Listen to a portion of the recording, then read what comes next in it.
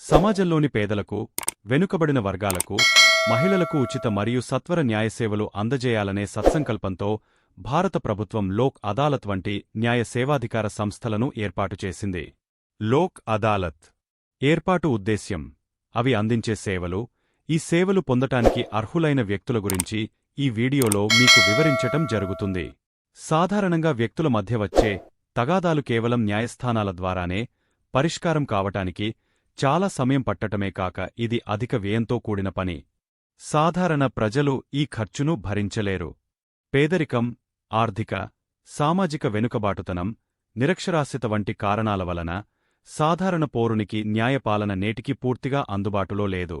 రాజ్యాంగ అధికరణ 39(a) ప్రకారం ప్రజలకు, మరి ముఖ్యంగా ఆర్థికంగా, సామాజికంగా వెనుకబడి ఉన్న వర్గాలకు, నిరక్షరాస్యులకు, అంగవైకల్యం ఉన్న వ్యక్తులకు ప్రభుత్వముచిత న్యాయ సహాయం అందచేయాలి. అందుకే భారత ప్రభుత్వం 1987 సంవత్సరంలో న్యాయ సేవాధికార సంస్థల చట్టాన్ని రూపొందించింది. ఫలితంగా దేశవ్యాప్తంగా న్యాయ సేవా అధికార సంస్థలను ఏర్పరచి సమాజంలోని వెనుకబడిన వర్గాలకు, మహిళలకు ఉచిత న్యాయసేవలు అందజేయటం జరుగుతోంది.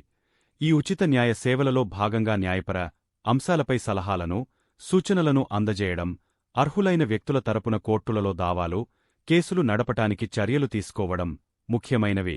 ఈ చట్టం ద్వారా లోక్ అదాలత్లను దేశమంతటా నిర్వహించి వ్యక్తుల మధ్య వివాదాలను రాజీ మార్గం ద్వారా పరిష్కరించటానికి ప్రభుత్వం చర్యలు తీసుకుంటోంది.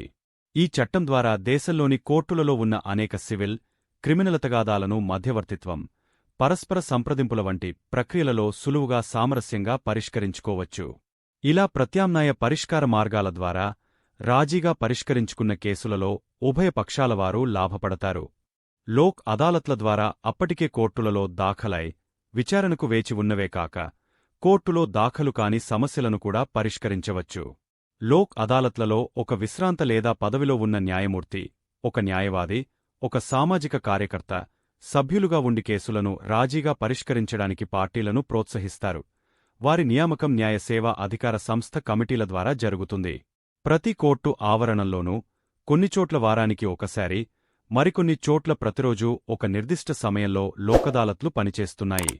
రాష్ట్ర మరియు జిల్లా న్యాయ సేవాధికార సంస్థలు, హైకోర్టు మరియు మండల న్యాయ సేవాధికార కమిటీల ఆధ్వర్యంలో లోక్ అదాలత్లు అన్ని చోట్ల నిర్వహించబడుతున్నాయి.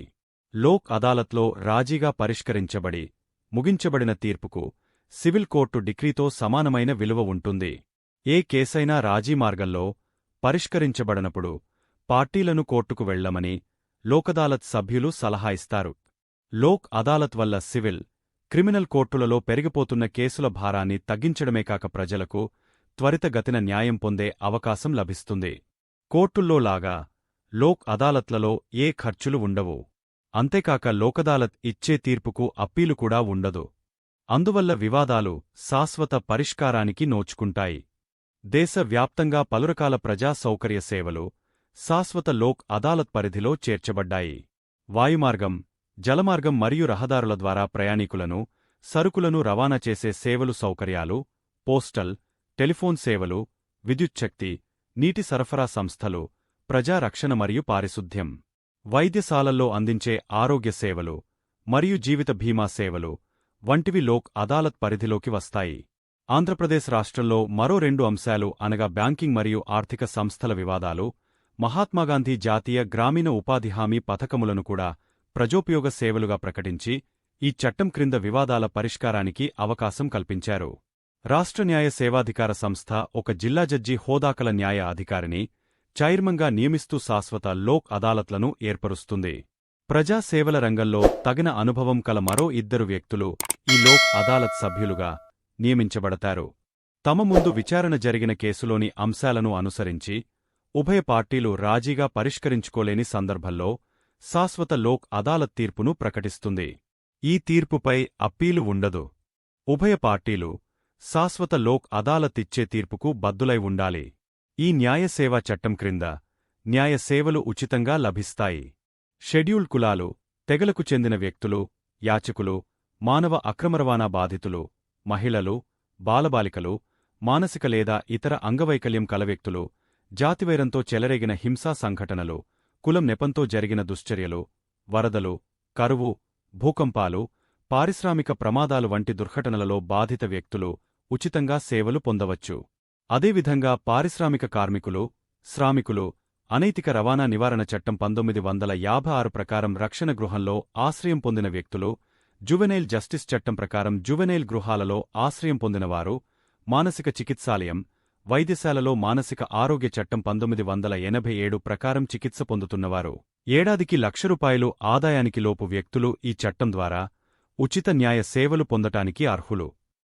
గ్రామీణ స్వయం సహాయక సంఘాల్లోని మహిళల్లో మార్పు కోసం పనిచేసే ప్రతి ఒక్క ఏపీఎం, కమ్యూనిటీ కోఆర్డినేటర్, గ్రామైక్య సంఘ సహాయకురాలు, గ్రామైక్య సంఘ ఆఫీస్ బేరర్లు, మండల మరియు జిల్లా మహిళా సమాఖ్య పాలకవర్గ సభ్యులు ఈ న్యాయ సేవాధికార సంస్థల చట్టాన్ని గురించి వారి నెలవారీ సమావేశాల్లో తప్పనిసరిగా చర్చించి సభ్యులలో అవగాహన కోసం తప్పనిసరిగా కృషి చేయాలి. మరిన్ని వివరాలకు మీ సమీపంలోని మండల న్యాయ సేవాధికార సంస్థను సంప్రదించండి.